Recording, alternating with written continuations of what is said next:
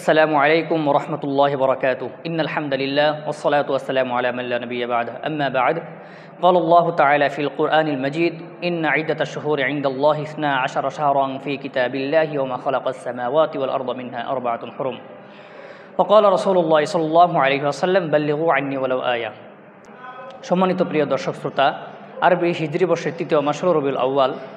আরবি মাসগুলোর মধ্যে এই মাসের বিশেষ কিছু গুরুত্ব রয়েছে। যেমন এই মাসে সাইয়্যিদুল মুরসালিন খাতামুন নবিয়্যিন হযরত মুহাম্মদ মুস্তাফা সাল্লাল্লাহু আলাইহি ওয়াসাল্লাম পৃথিবীতে আগমন করেন। রবিউল আউয়াল অর্থ কী? রবিউল আউয়াল অর্থ হচ্ছে প্রথম বসন্ত, অর্থাৎ বসন্তের আগমনে যেমনিভাবে গাছের পুরনো পাতা ঝরে নতুন করে সজীবতা ফিরে আসে, ঠিক তেমনিভাবে রাসূলুল্লাহ সাল্লাল্লাহু আলাইহি ওয়াসাল্লাম পৃথিবীতে আগমনের কারণে রহিত হয়ে যায় অতীতের নবীদের শরীয়ত, প্রতিষ্ঠিত হয় দ্বীন মুহাম্মদ বা ইসলাম ধর্ম। এখন আমরা জানব রবিউল আউয়াল মাসের গুরুত্ব ও তাৎপর্য।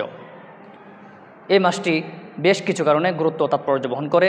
এর প্রথম কারণ হলো মুহাম্মদ সাল্লাল্লাহু আলাইহি ওয়াসাল্লাম এই মাসেই পৃথিবীতে আগমন করেন। দ্বিতীয় কারণ হলো এই মাসে নবী করিম সাল্লাল্লাহু আলাইহি ওয়াসাল্লাম আম্মাজান হযরত খাদিজা রাদিয়াল্লাহু তাআলা আনহাকে বিবাহ করেন। তৃতীয় কারণ হলো এই মাসেই রাসূলুল্লাহ সাল্লাল্লাহু আলাইহি ওয়াসাল্লাম মুসলমানদের জন্য সর্বপ্রথম মসজিদে কুবা নির্মাণ করেন, যাকে আমরা মসজিদে কুবা হিসেবে আখ্যায়িত করি। চতুর্থ নম্বর হলো রাসূলুল্লাহ সাল্লাল্লাহু আলাইহি ওয়াসাল্লামকে যখন মক্কার কাফের এবং মুশরিকরা অযাচিতভাবে নির্যাতন এবং জুলুম করে যাচ্ছিল, তখন রাসূলুল্লাহ সাল্লাল্লাহু আলাইহি ওয়াসাল্লাম এক পর্যায়ে অতিষ্ঠ হয়ে এই মাসেই তিনি হিজরত গ্রহণ করেন মদিনায়। এবং যখন তিনি মদিনা পৌঁছান তখন সেদিন ছিল রবিউল আউয়াল মাসের 12 তারিখ। পঞ্চম নম্বর কারণ হলো এই মাসেই মানবতার মুক্তির দূত হযরত মুহাম্মদ মুস্তাফা সাল্লাল্লাহু আলাইহি ওয়াসাল্লাম আল্লাহর আরোপিত দ্বীন প্রতিষ্ঠা করার পরিপূর্ণ মাধ্যমে তিনি আল্লাহ পাকের সান্নিধ্য অর্জন করেন। এখন আমরা জানব এই মাসের আমল সম্পর্কে। কোরআন হাদিসে এই মাসের বিশেষ কিছু গুরুত্ব বা ইবাদত হিসাবে কোথাও উল্লেখ নেই যে এই মাসে অমুক আমল আছে, এই আমল আছে। তবে হ্যাঁ, অন্যান্য আরবি মাসগুলোর মধ্যে আমরা যেমনভাবে রোজা রেখে থাকি, নফল রোজা রেখে থাকি, নফল ইবাদত করে থাকি, ঠিক তেমনিভাবে আমরা সেই আমলগুলো করতে পারি। যেমন সোমবারের কথা এসেছে, সোমবার প্রতি অন্যান্য মাসে যেরকম সোমবারে রাসূলুল্লাহ সাল্লাল্লাহু আলাইহি ওয়াসাল্লাম রোজা রাখতেন, এ সম্পর্কে হাদিস এসেছে। যেরকম হযরত কাতাদা রাদিয়াল্লাহু তাআলা আনহু বলেন যে রাসূলুল্লাহ সাল্লাল্লাহু আলাইহি ওয়াসাল্লামকে যখন সোমবারের আমল সম্পর্কে জিজ্ঞাসা করা হলো, তখন তিনি বলেন যে এই দিন আমি জন্মগ্রহণ করেছি এবং এই দিনে আমি নবুয়তপ্রাপ্ত হয়েছি, অর্থাৎ আমার উপর কোরআন নাযিল করা হয়েছে। হাদিসটি উল্লেখ আছে মুসলিম শরীফ 1162 নম্বর হাদিস। অন্য একটি বর্ণনা রয়েছে যেটি হযরত আবু হুরায়রা রাদিয়াল্লাহু তাআলা আনহু থেকে বর্ণিত।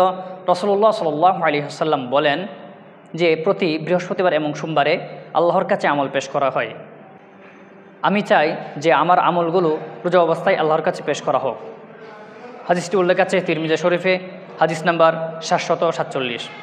সম্মানিত প্রিয় দর্শক শ্রোতা, আমরা এই আলোচনা থেকে এতটুকুই জানলাম যে আমাদের ফরজের পাশাপাশি অবশ্যই নফলে গুরুত্ব দিতে হবে, সেটা যে কোনো সময় হোক না কেন, যে কোনো মাসেই হোক না কেন।